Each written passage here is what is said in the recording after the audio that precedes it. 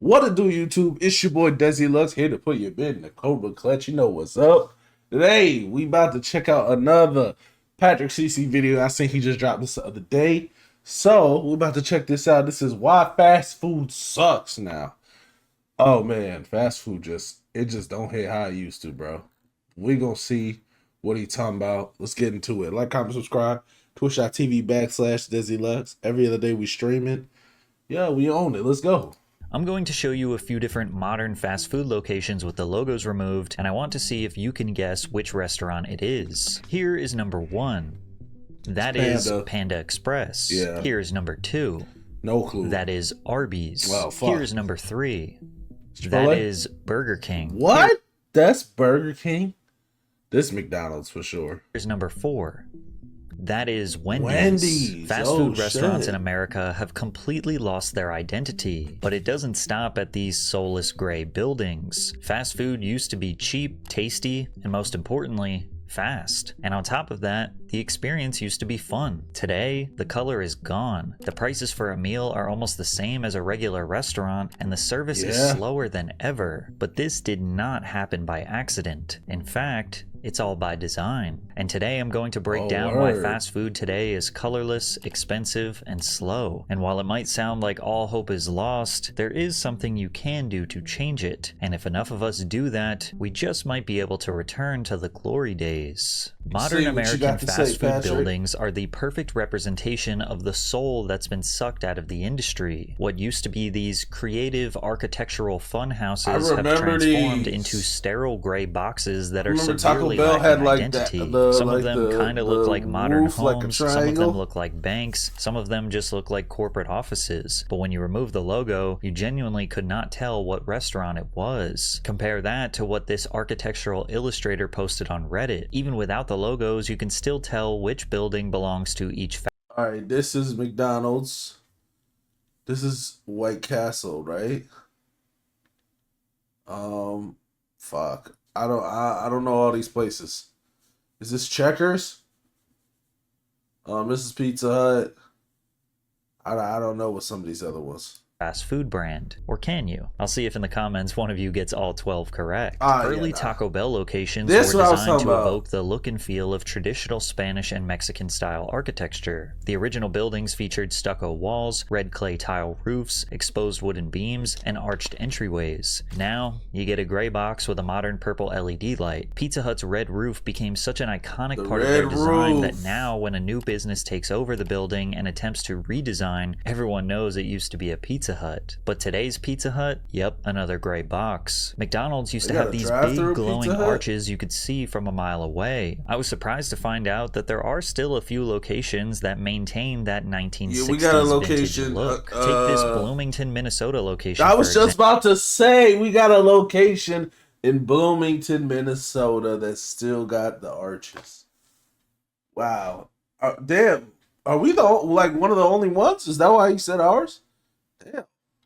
It still has the massive arches on each side, the red and white striped bricks around the edges, and red outline gives it this cartoonish but welcoming vibe. But sometime in 2023, they decided to get rid of all that charm and paint it gray. During McDonald's nationwide boom in the 1970s, they made a major rebrand to build locations faster. The red mansard roofs with the yellow accents that were supposed to resemble French fries is what most people remember visiting throughout their childhood. There are still a few locations out there that haven't been modernized. This one in Dunedin, Florida looks absolutely beautiful with the palm trees and the bright blue sky. Or check out this stunning Durham, North Carolina location. This photo was taken in 2021, but it looks like we took a time machine back to 1993. Sadly, this one was also painted entirely gray in 2024. Even this location outside of Disney World looked like a theme park of its own. And I'm sad to admit that this creative masterpiece has been replaced by what looks like a corporate headquarters. Now, one of the main reasons behind the gray box trend is that it's a safer, smarter real estate investment. This strategy leans heavily on modular construction and prefab standardized architecture. When a previous brand needed a very specific build out, which usually came down to their custom roofs, it just cost more. And in a way, they're also preparing for their imminent failure, because these vague buildings can be transformed into just about any other business. In New Jersey, this Wendy's was transformed into a Burger King. In Missouri, this old old Burger King was turned into a Wendy's. This former Taco Bell KFC combo was turned into a local pharmacy. And this former Arby's is now a local pizzeria. And to no surprise at all, the local pizzeria made a more charming and visually interesting design. Now my favorite is when chains actually do the opposite of this, when they repurpose an old building, like this old bank in Wilmington, North Carolina that was transformed into a Dunkin' Donuts. It's undeniably smarter and probably more sustainable to build buildings that can outlive the brand inside them, which will in turn reduce waste and provide opportunity to future businesses. But there's just something sad about it too. Each restaurant lost all its character. But it's not just the exterior that lost its character. The interior is where many of these places thrived. Stepping inside used to feel like entering a little...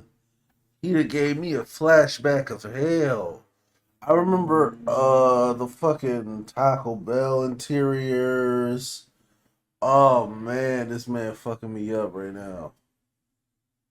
These like 70s style seats and shit. It's not like that no more, huh? I don't really go inside of fast food restaurants. I'm a drive-through nigga. So it's probably much different now. World of its own. Taco Bell had these purple and teal Art Deco chairs, textured wall tiles, and neon squiggles that felt like walking through a 90s arcade. People today would probably call this tacky, and they might not be wrong, but damn, it has an identity. But before we dive deeper, the other day I wasted hours trying to cancel all those subscriptions I forgot about. Luckily, today helps you cancel subscriptions, shout out to Rocket Money, description man. To get started for free. Wendy's had an immaculate 1970s grandma aesthetic. Wood paneled walls, stained glass lamps hanging above every table, plush burgundy booths, and soft yellow lighting that made it feel more like a cozy living room than a fast food joint. And these sunrooms? Dude, these sunrooms absolutely ripped. Pizza Hut felt like a legit sit-down restaurant with thick carpeting, red vinyl booths, and those iconic Tiffany-style lamps that turned every meal into a dimly lit occasion. McDonald's had burger seats. Look at these burger seats. Are they a little terrifying? Sure, but I think we can all agree that we want them back. And when management started encouraging a more kid-friendly atmosphere, almost every franchisee built massive playgrounds and indoor sets packed with massive tubes, nets, and ball pits to play in while the adults got to enjoy their meal. However, for years, McDonald's had been dealing with injury lawsuits where kids hurt themselves climbing around rope ladders and monkey bars. In a 5-year span alone from 1986 to 1991, 1,500 injury claims were filed against McDonald's when kids fell off their equipment or got trapped in one of their structures. Hundreds, if not thousands of injuries went unreported, and not to mention the sanitation concerns. Even as a kid, I knew those things were filthy. Dirty as Some hell. places have still tried to hang on to that old school charm well into the 2020s. I found this 1950s retro diner-inspired McDonald's location in Williamsburg, Virginia. They have a whole-ass 1957 Chevy on the inside just parked in the middle of the restaurant. This beautiful time capsule location was, you guessed it, grayed out and turned into another modernized hospital cafeteria a few years ago. A location in Bensonhurst, Brooklyn was redesigned to a 1980s theme for a Marvel movie, and to no surprise at all, everyone loves it. And even though it still doesn't look like a true time capsule, it's just enough retro and modern combined to give the place a lot more soul. And if you're watching this and you have a fast food location near you that still has some old school charm, drop it in the comments because I want to see. But the blueprint for the modern fast food gray box, the minimalism, the neutral tone textured wallpaper, the IKEA chairs that hurt to sit in, the inoffensive abstract art, the dim industrial lighting, it can all be blamed on Chipotle. Chipotle's early 2000s expansion marked a turning point in the fast food industry. Their concept was called fast casual. You still got your food quickly, but the experience felt more elevated. The menu was simple, the ingredients were marketed as fresher, and the interiors ditched the kid-friendly chaos in favor of something more modern. Because of this, they were able to charge a higher price, and teenagers, college kids, and young professionals were more than willing to pay. But they weren't just paying for vibes. Those 2010s Chipotle burritos were massive. You used to get at least 2 servings of food for one price, which made it comparable to 2 fast food trips. Chipotle's success came at a time when McDonald's and other giants were on a rapid decline. In 2003, McDonald's stock price fell to a 9-year low, and in Q4 of 2020, 2023 was the first net loss in profits they ever had, losing $344 million.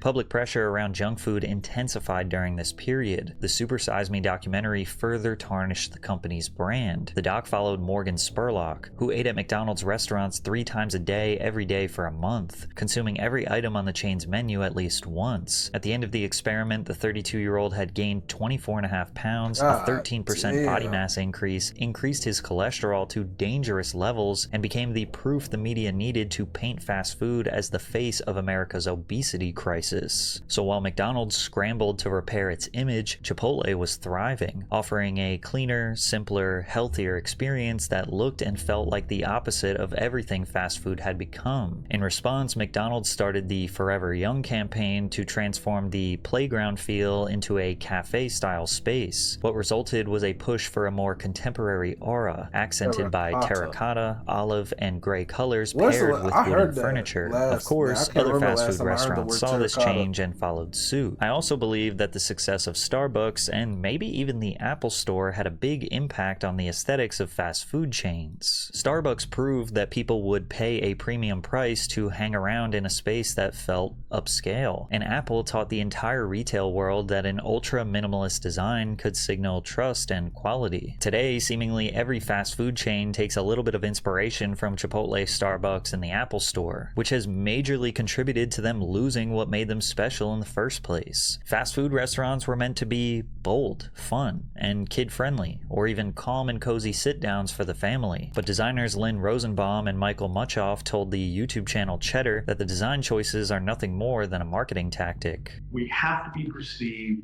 as new and fresh and offering food that is new and fresh. What has changed within our restaurants? We want to communicate that to the customer on the outside, and the easiest way to do that is through architecture and interior design. How can we make it look healthier, but not actually make it healthier? That's basically the gist. Pretty much. I don't think any logical person is expecting fast food to be healthy, but the risk used to be worth the reward. Because beyond the building design and modern branding, it seems like they aren't even trying to make the food look or taste good anymore. The burgers aren't even close to as advertised, with buns flat as a pancake and lettuce that looks like it was left out all night. Places like KFC refuse to change the oil in their fryers, so you can't even taste the chicken anymore. And those so-called crispy fries you ordered look like they were defrosted, placed under a heat lamp, and served without anyone noticing they missed a crucial step. Even legendary YouTuber The Report of the Week, who has spent the past decade reviewing fast food menu items, just about had a meltdown over the decline in quality and service across every big chain in the US after countless bad experiences in 2023. Instances not as bad as this, but where there have been problems with my order, with the quality. It's just elapsing more and more. And it's not just Culver's. It's every place. McDonald's, Burger King, Wendy's, Taco Bell, you name it. There have been so many places, and I'm sure you've noticed this, that I've reviewed in the last couple years, where the food has just been awful. It's quite frankly disgusting. I hate when this happens. And what bothers me even more is when it's becoming more and more. This man looks like a lizard person. Trying out these sorts of items, and time and again, it's some burnt piece of garbage. It's some just vile slop, for lack of a better word. And it's getting to the point now where pretty much every other item that I review is just, it's disgusting in some way or another. Or it's just so overpriced that it might be alright, but it's like you're burning your money. What's even the point? But even if fast food companies lost the fun, lost the undeniable guilty pleasure taste, at least it's still cheap, right?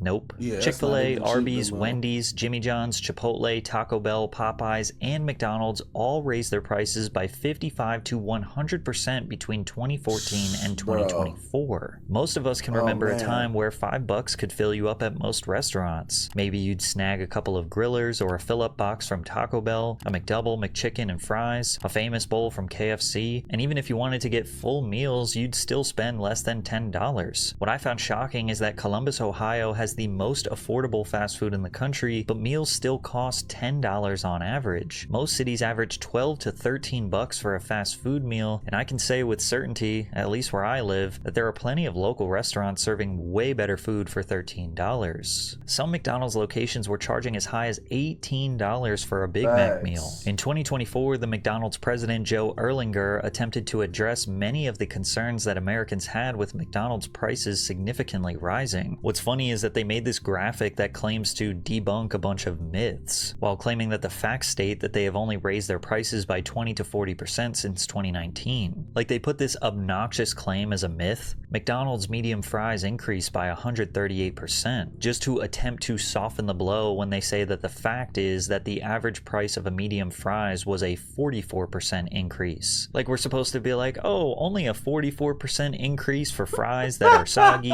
cold, and take 20 minutes to get? That's so much better than 138%. The reality is that fast food has entirely changed its value proposition to customers in America. It's no longer about being cheap, it's about being lazy. A professor of marketing at Johns Hopkins said, "These chains are not charity organizations. They're not trying to serve cheap food to people who are complaining about high prices. They're trying to get people who have either stopped going to the store or never went there." I suspect the value pricing approach is working for McDonald's. Okay.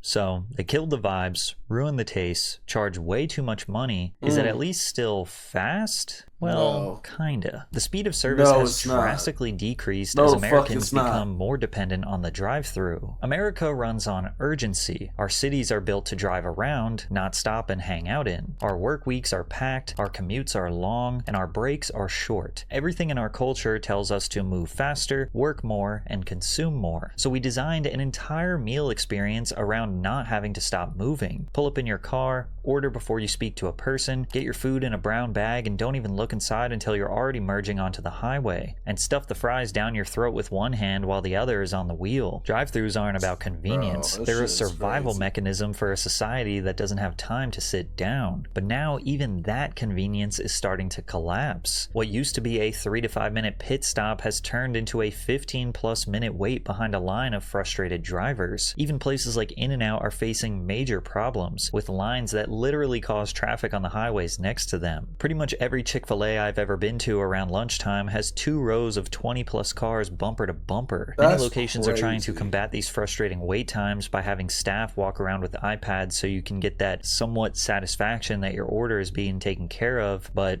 it doesn't make the food come out any faster. Now, you might think that removing drive-thrus in some locations or incentivizing walk-ins would somehow speed things up, but fast food restaurants have done their homework. Research shows that 47% of US consumers would simply avoid going to a store that doesn't have a drive-thru, and twice as many people prefer using the drive-thru to going in store. And that's because of the American go culture, as well as us not prioritizing eating as a meaningful experience. It's just another task to check off the list. Meals in other countries are a cultural staple, a time to slow down, talk, share, and connect. Americans treat eating as something you do out of necessity between meetings, in traffic, or while staring at your phone. And I'm talking to you, who's literally eating a meal while watching this right now. The obsession with quick service, combined with fast food's obsession with margins, is slowly turning these restaurants into massive robotic garages, like this concept released by Taco Bell in 2022 for their new vision for making service easier than ever before, or the new designs Chick-fil-A is rolling out that prioritize quick service, or Jimmy John's cutting down the size of their restaurant to resemble more of a studio apartment. To make it even more streamlined, restaurants are releasing AI menu stands that replace human staff members, and the responses have been mixed, with some customers praising the decision and others arguing this is AI taking over fast food jobs now. Holy shit, bro! We got AI content creators, we got AI niggas at fast food, bro. They gonna be taking over, man. They gonna be taking over, and then it's gonna be Avengers: Age of Ultron. The problem is we ain't got no Avengers. We're gonna be fucked. one step further in the wrong direction. So correct orders and no more attitudes for no reason, more jobs with human contact are going away. Literally. With fast food restaurants doing everything they can to make service seamless and Americans demanding even more convenience, how far away are we from a robotic arm extending from a building and just dumping the food right into our mouths? Yeah. But as grim as the future looks, there is a way to fight this. There is a way to demand change, get better quality food, better prices, better speeds, and an all-around better experience. The solution is quite simple, and it's being implemented all over the world. Fast food is better outside of America, Yes, not just it by is. opinion, but by design. Many nations have stricter regulations on food quality, preservatives, and sourcing. In places like Japan, France, or Germany, the ingredients are often fresher, the portions are more balanced, and the presentation is far more respectful of the dining experience. But this change didn't necessarily happen out of respect, it was by force. Like in France, when 5 activist farmers tore down a McDonald's that was being built in the southern town of Malau They in tore August it down. 1999. They handed out Roquefort cheese at the protest, which they said was to denounce US import restrictions and hormone-treated beef. But this was a calculated attack. In that same week, French farmers dumped 6 tons of manure on a McDonald's restaurant in Arles. This was a symbol of resistance against That American food. remind me of that episode of The Help. That scene from The Help where she fed that lady a shit pie. So you just eat my shit. Eat my shit. It was a real shit pie. Nigga, manure. Oh, I got 6. These are 6 tons? Or 6 pounds? Imperialism Oh, and the shit. spread of unhealthy, standardized meals. And it wasn't just about the food, they were defending culture, agriculture, and tradition. And it worked. French consumers began demanding locally sourced ingredients, and McDonald's responded. Today, around 75% of the food served in McDonald's France is sourced domestically. Now, this doesn't mean go and destroy your local McDonald's, but it is proof that a protest goes a long way. Also, McDonald's Europe became the first food service retailer in many markets to sell Marine Stewardship Council certified sustainable fish. The MSC is widely considered the gold standard certification for sustainable wild-caught really? seafood. Oh, Because shit. if they did not meet these standards, And this is in then other European countries, though. countries would simply not allow them to serve fish. In India, they mostly don't serve beef or pork items due to religious values held by the citizens. In China, they serve taro pies. Taro is a plant native to Southeast Asia whose roots and leaves are used for food in this region. In Saudi Arabia, 100% of their menu must be halal. Therefore, all products served at McDonald's restaurants are inspected and approved by local Wow. authorities and Islamic Oh, they inspectors shit in these at other the countries. They of don't do shit export. for us. The point is, McDonald's 'Cause they and don't other have fast to. food restaurants will abide by socio-cultural, religious, food preferences, and environmental factors, or they will simply not be allowed to serve food in that country. And they might even complement the country with a vibey atmosphere. They'll serve food in decommissioned planes in New Zealand, a colorful building pagoda in China, or a ski up in Sweden. The end result, better service, Wow. better food, better vibes, and customers who What treat the eating as fuck? something worth sitting down for. All of these point to the fact that fast food restaurants can still be colorful, fun, cheap, and have the best quality food available for their meals. It's just that they only change when people finally start to walk away. This is not the answer you want, but it is the truth. Sure, the buildings are gray and bland. Sure, the service is slow. Sure, the food doesn't taste as good and corporate greed is driving up the price. But Yes, you it can is. protest. You can just stop going, and they will be forced to resort back to the things that made these restaurants special in the first place. But until most of us refuse to order from these fast food restaurants, then nothing is going to change. All right, let's stop going. All of us. Who's with me? Who's with me? I'm not going. Who's not going either? Man, fuck them, man. After seeing them, they over here doing shit in ski lodges and pagodas and in planes and shit, these other countries, and how much they actually have to give a fuck because when people ain't go buy their food. Man, fuck them, man. I'm protesting. Who's with me? Matter of fact, let's go dump shit at McDonald's. Like how they did, man. Yeah. Let's do it, man. For the people. Yeah, I'm by myself. Yeah, okay. Yeah, and I'm gonna go to jail. Never mind. Y'all gonna leave me alone to it. It's cool. Fine. You know what? I just won't eat there. Y'all can still eat there. Fuck them. Ain't getting no more of my money. But man, Like, comment, subscribe. Shout out to Patrick CC. Y'all go show him a lot of love. Man, boy, this shit is crazy. Let me know any other videos y'all want to see, man. YouTube. I love y'all. Peace.